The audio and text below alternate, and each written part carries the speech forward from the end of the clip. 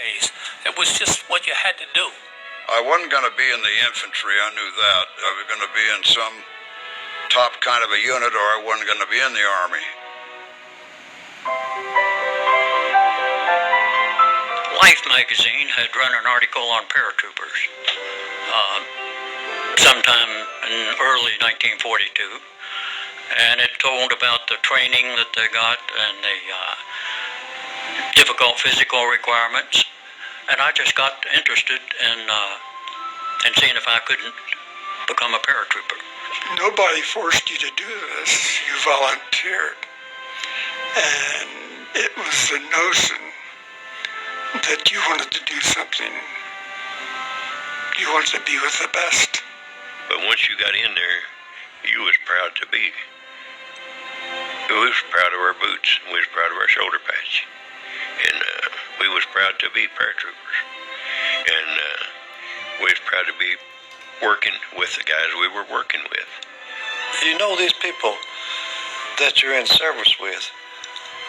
You know those people better than you will ever know anybody in your life. I mean, you know them right down to the final thing, you know. And that comes when you start your training, while that progresses.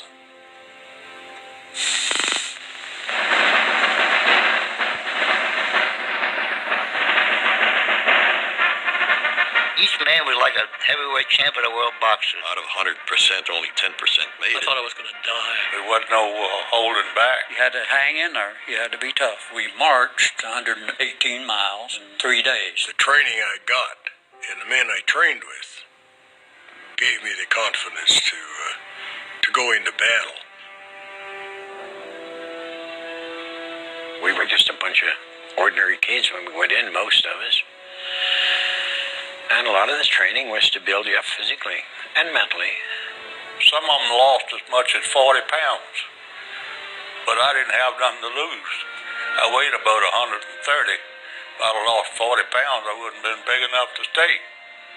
You know, they weeded out so many. They'd be there one day and they'd be gone the next. They couldn't keep up with them. You understand? They were good men, but they couldn't take that hard training. Well, he had the cream of the cream. Had to climb this mountain called Currahee every morning, run it up and back. If you couldn't do it, why, you'd end up in another unit. Of course, the name Currahee, as I understand it, means we stand alone together. That's an Indian name. It became a symbol of the camp because it was really rough and tough going up and down. A lot of times, especially on a Monday, when some of the guys would get out somewhere and get them a little drink or so, you'd see them laying beside the road, going up and coming back, where they're sick. And it didn't matter how hard they trained you and how tired you got, you would still go out on your own and run the mountain at night. Which was ridiculous, because when you had to run it during the day, all you did was bitch and moan. And at night, you'd get a couple of guys and go up and do it on your own.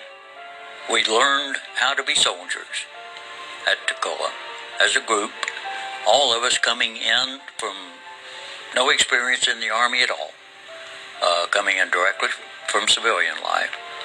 I'm going to say this. I believe that the paratroopers of the 101st Airborne Division was as well trained as you could get a soldier to be at that time.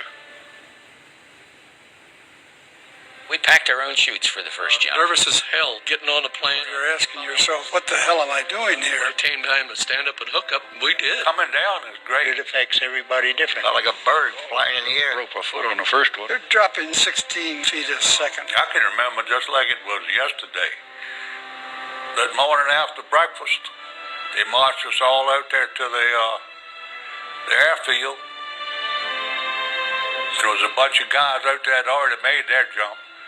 And they was all hollering, "You're going to be sorry," You didn't want to be afraid, because all these other guys are right there with you, and your bravado and all that. But you didn't want to be afraid, so you kept that out of your mind. In those days, jumping out of an airplane is not like today. My first flight up, I jumped. I was years before I ever landed in an aircraft.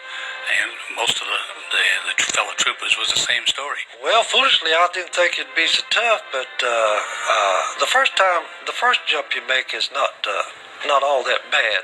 You don't know what you're doing. Just seems like when you step out the door, why, the chute just opened right then. As I went out the door, I was blank. I cannot remember leaving